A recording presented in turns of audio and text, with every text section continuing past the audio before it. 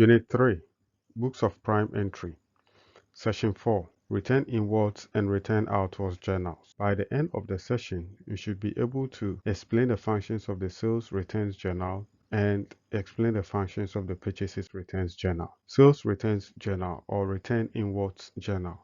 Goods bought from a supplier may be returned to the seller when it happens that some of the goods are damaged or are not of the right specification. When the goods are returned to the seller will record this in the Return Inwards Journal. The seller will then issue a credit note to the buyer.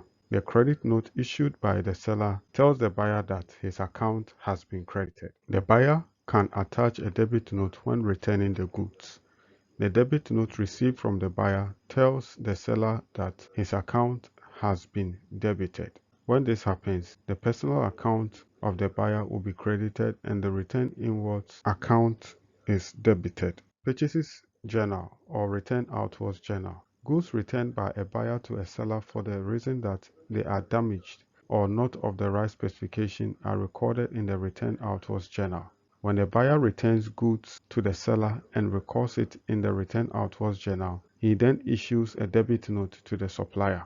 The debit note tells the supplier that his account has been debited. The buyer may receive a credit note from the supplier telling the buyer that his account has been debited. In this session, we discuss the functions of the Sales Returns Journal and explain the functions of the Purchases Returns Journal. Thank you.